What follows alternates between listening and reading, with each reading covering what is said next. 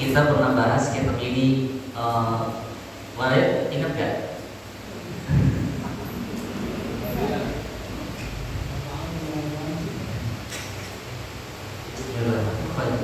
Ini kitab namanya Mukhtar Hadis karangan Abu Umar. Alhamdulillah, walaupun kitab kecil kayak gini di mana-mana dibaca. Kenapa sih Abu Umar ngarang kitab hadis khusus?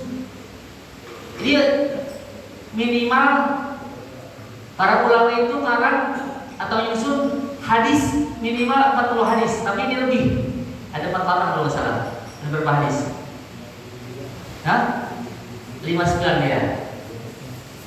Imam Nawawi kenal nggak kitab hadisnya? Arba'in An-Nawawiyah.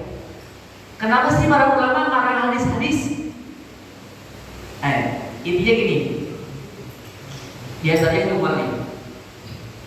Keutamaan orang yang menulis dan menghafal hadis minimal 40 hadis minimal ya.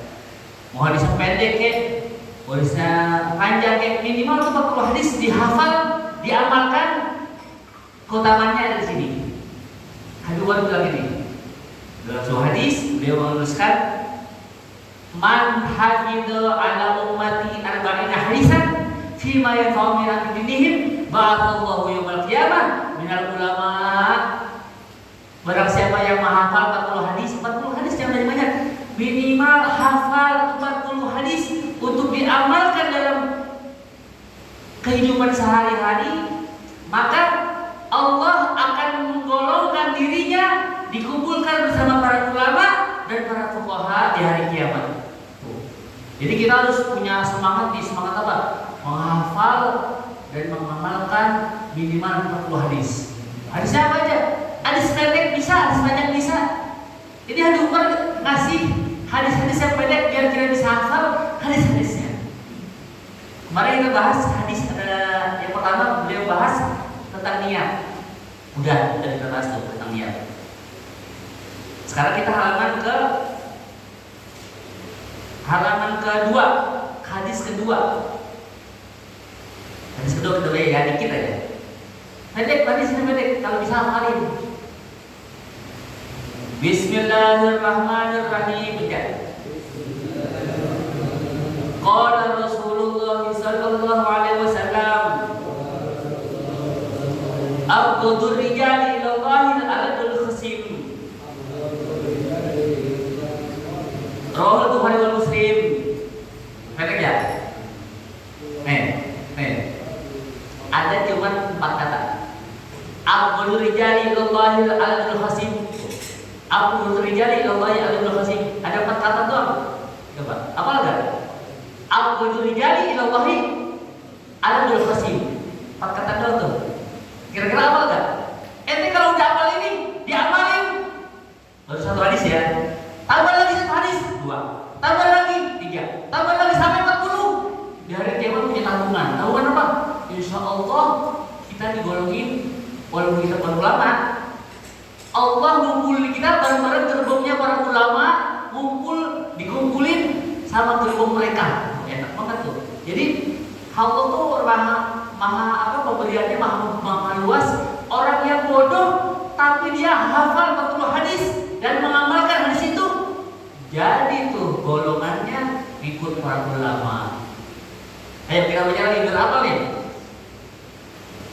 Abghadur rijali ilallahi al-adul khasim. Tuh 1 kalimat ya, saya jadi 1 kalimat. Abghadur rijali ilallahi al-adul khasim. Ayo. Yang apa tuh yang tangan jawab? Kan 2 syar berapa kali?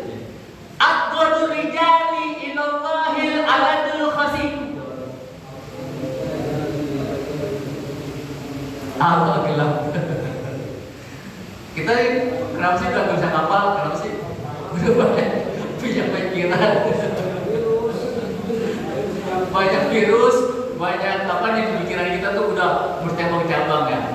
Padahal ini otak kalau diasah lama-lama tumpul kayak pisau. Pisau tuh kalau diasah lama-lama tumpul karat. Tapi kalau tiap hari diasah, zaman setahun sekali tiap hari diasah, tiap hari ada hafal 1 hadis, tiap hari ada hafal 1 hadis. Jadi kita orang yang digolongkan, insya Allah bersama mereka para ulama. Oh, itu apa lu kosong? Abdul Rijal adalah khasim. Artinya coba kita lihat. Makanya Ibnu Umar tuh kenapa sih hadis-hadis yang banyak dikumpulin Ibnu Umar biar kita ngerti apa? Beliau tahu zaman sekarang ini orang-orangnya malas ngapal. Jadi dikasih hadis yang pendek-pendek.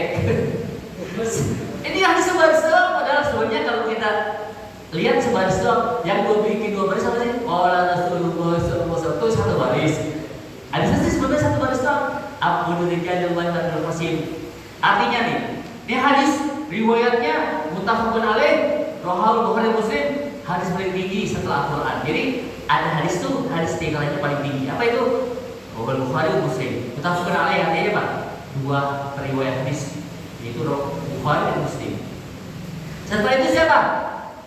Misalnya Muslim doang, Muslim ada Bukhari dan Muslim, ada Sunan Tirmidzi, ada Sunan Abu Daud, ada Ibnu Majah, ada 6 tingkatan hadis tuh kalau kita periwayatnya Bukhari, Imam Bukhari maksudnya, Imam Muslim, Imam apa lagi? Imam Abu ini mazhab Hanafi, Hambali, Maliki, Syafi'i itu. Ini yang hadis 6 hadis. Al-Bukhari, itu paling tinggi. Imam Muslim, Tirmidzi, Abu Daud, Ibnu Majah, sama Al-Baihaqi. 6 hadis, 6 itu periwayat hadis yang elit, 6 sunan namanya Kutubus Sittah. Ini paling tinggi juga nih. Kita periwayatnya paling tinggi, paling kuat. Orang yang paling Allah benci, kita amal ini. Siapa sih orang yang benci? Orang yang ini, orang yang miskin, orang yang jelek, enggak. Orang yang pendek, orang yang kumal, orang yang bogel, enggak. Yang paling Allah benci nih, Allah paling murka, Allah paling benci orang yang suka membantah, keras kepala, lagi sakit permusuhannya. Maksudnya gini ya, ini ada salahnya mana? Ada syaratnya gini. Maksudnya keras kepala, kalau dia bermusuhan, kalau dia bertengkar, melampaui batas. Terkadang orang ada yang marah sampai 3 hari lebih, dia nggak sadar Allah benci sama dia, bahkan bukan benci doang, ibadahnya, sholatnya, puasanya, ngajinya, semua ibadahnya nggak diterima sama Allah. Saking keras kepalanya orang ini jauh dari rahmat Allah.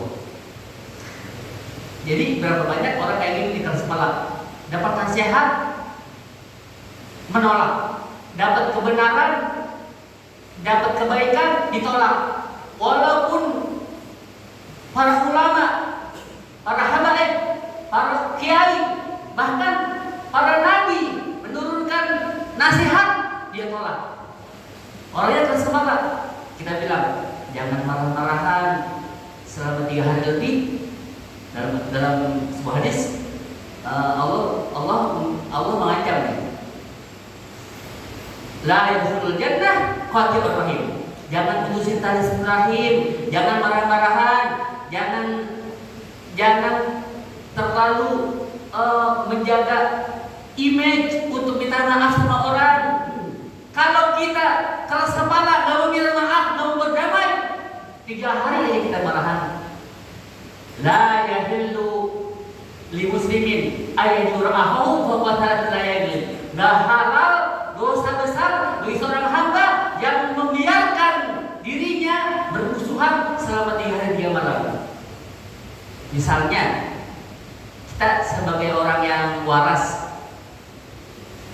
kita mengerti agama, kita nggak mau minta maaf, kita nggak mau damai, kita nggak mau nyambung silaturahim.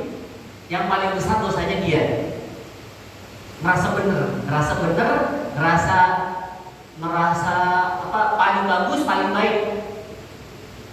Padahal dia salah. Karena apa? Nggak mau minta maaf, nggak mau berdamai. Keras kepala.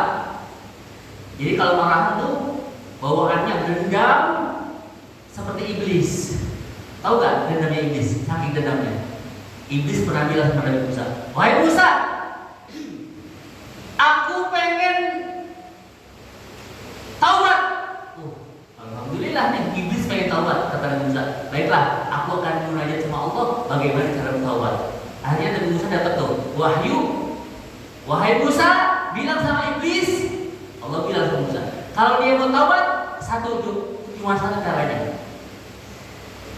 Dia harus datang ke kuburan Nabi Adam.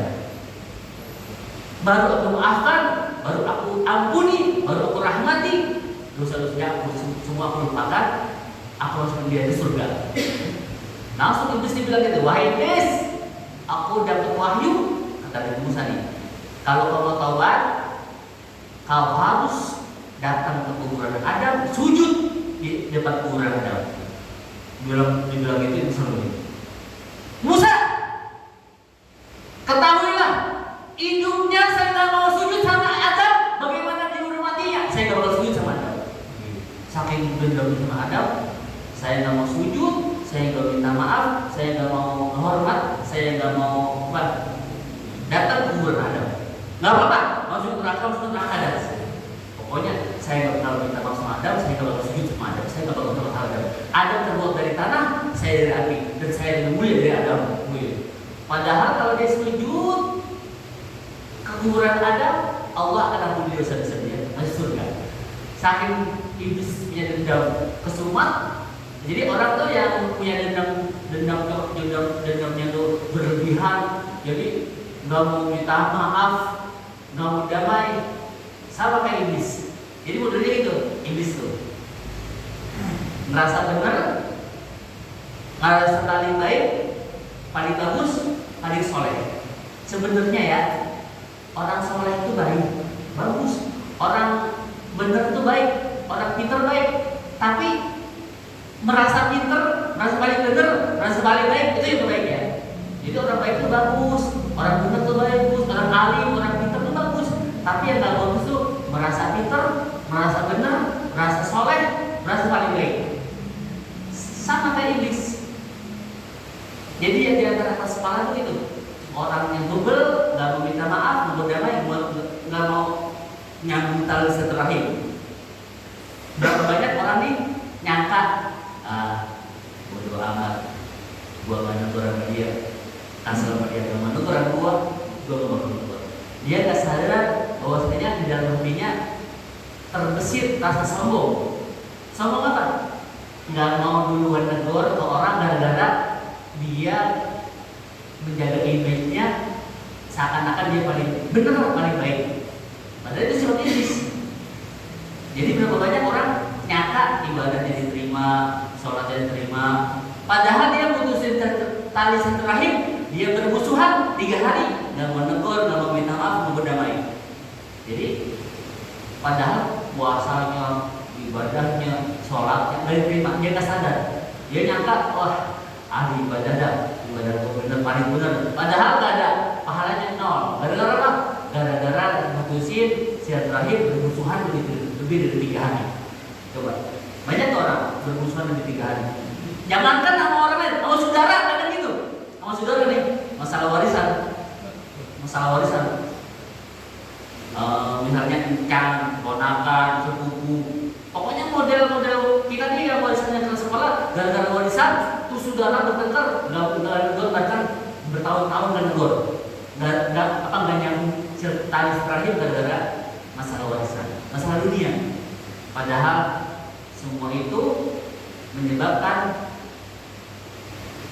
ibadahnya ditolak sama Allah. Jadi di antara salah satu ibadah ditolak sama Allah itu diantaranya memutusin tali silaturahim. Sampai dia la yadkhulul jannah qatur rahim. Tidak akan masuk surga orang yang mutusin tali silaturahim. Maksudnya apa? Nggak bakal bisa orang masuk surga kalau dia masih mutusin tali silaturahim. Dia tidak mau berdamai, bermusuhan sesama muslim. Sesama muslim ya. Ya itu aja. Apa kan? Yang penting amalin gitu dah. Abdul rijali lawal khasim. Abdul rijali lawal khasim. Abdul rijali lawal khasim. Itu gampang. Orang yang paling Allah benci dan murkai adalah orang yang suka membantah keras kepala, lagi sengit bermusuhannya. Dia terasa bermusuhannya gitu, sedikit marah, sedikit emosi, sedikit darah naik pitam, sedikit berantem. Waduh, orang Betawi tuh, lu jual gue beli. Seringnya aja boga, apalagi kalah dengan dia jaga image. Itu orang Betawi tuh biasanya kesepakanya. Kalau orang-orang yang lain ya nggak tahu kan. Orang Betawi itu kalau saya begitu merasa bener. Paling bener dah. Jangankan sering kalah, seringnya gue gak bakal mau. Gue punya menang, gue punya bener. Gitu. Ya, betul gak? Betawi padahal aku menangnya di wilayahnya doang. Betawi menangnya di wilayahnya doang. Sampai iya. Kalau merantau bakal betah. Buktinya saya merantau ke Lampung aja baru 3 bulan 4 bulan udah gak betah. Ya, kalau tadi kan darah ari-arinya kan ditanam. Jadi gak bakal betah di mana-mana. Rasanya itu jagoan di kampung sendiri. Kalau yang mau orang nggak ada apa-apanya. Ya, walaupun bingung benar-benar ada manfaatnya, harus bermaaf. Nah, mungkin kalau nanti ada pertanyaan silakan. Ada nomor yang berikutnya. Assalamualaikum warahmatullahi wabarakatuh.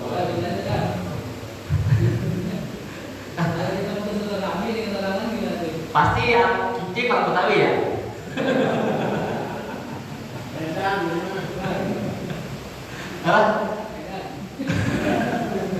Kalau apa?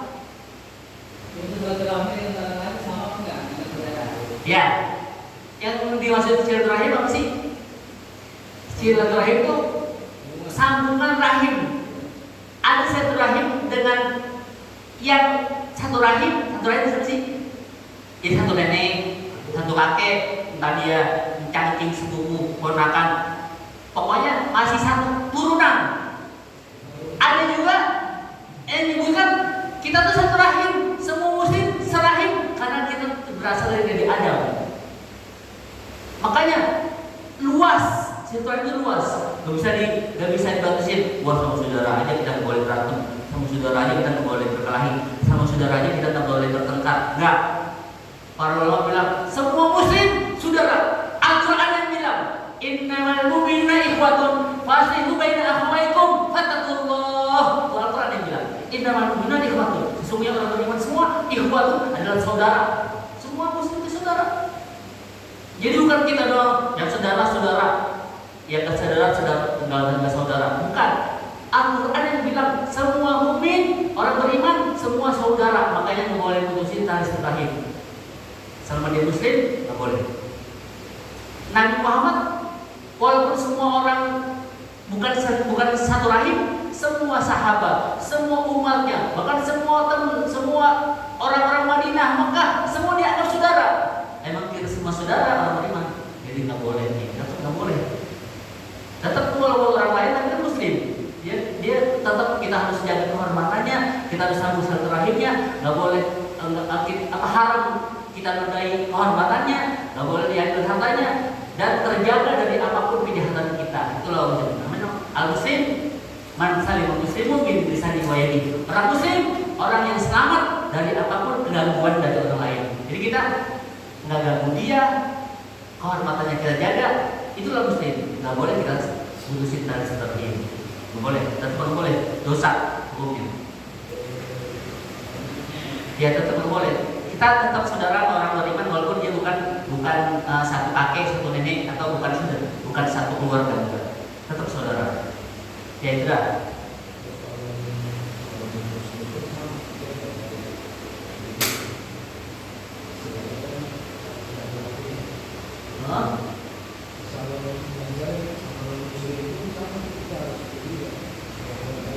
Jadi sebelum muslim itu sebatas hak sesama hamba Allah. Jadi kita punya tetangga, tetangga kita non muslim, itu hak tetangganya ada, bukan hak muslim. Jadi hak tetangga tetap harus kita jaga kehormatannya selama dia tidak mengganggu kita jaga kehormatannya, kita nggak boleh ganggu, tetap kita menjalin hubungan baik.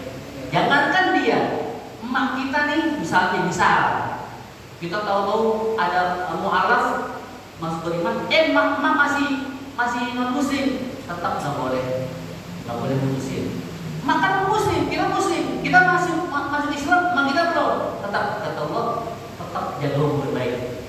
Kalau bilang tentang hubungan kita sesama non muslim tetap dijaga, sesama tetangga, sesama hamba Allah, tetap nggak boleh, maksudnya nggak boleh bertengkar, nggak boleh itu selama dia bukan kafir harbi. Kafir harbi sih orang kafir non muslim yang mengganggu dan memerangi Islam. Selama dia bukan itu, selama dia muslim kita, selama dia tetangga kita yang tidak mengganggu, hubungan baik harus dijaga. Tetap nggak boleh kita musuhin dia, nggak boleh kita putusin silaturahim dia, karena ada hak tetangga.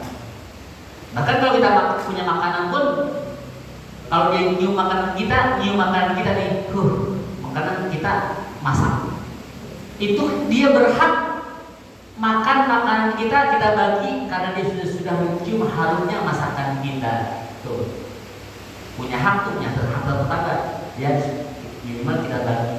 Jadi kuahnya kita banyakin, minimal kita bagi tuh.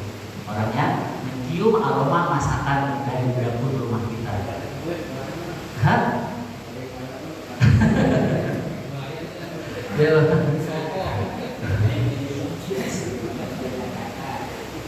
Nabi pun begitu, pernah dibagi sama orang Yahudi makanan, Nabi bagi. Jadi saling membagi makanan boleh sama orang yang tetangga yang non muslim. Bismillahirrahmanirrahim. Al-Fatihah. Al-Fatihah. A'udzubillahi minasyaitonir rajim. Bismillahirrahmanirrahim. Alhamdulillahirabbil alamin. Arrahmanirrahim. Maliki yaumiddin. Iyyaka na'budu wa iyyaka nasta'in. Ihdinas siratal ladzina an'amta 'alaihim. Jadi apa satu hadis kan? Coba yang mulai dulu.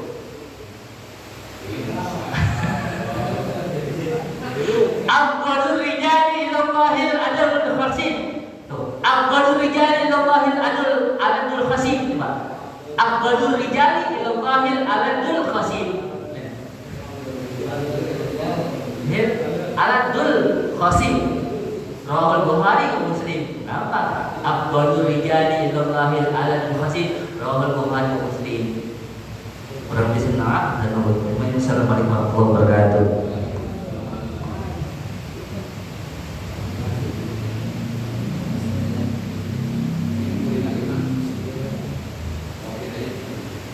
Yeah.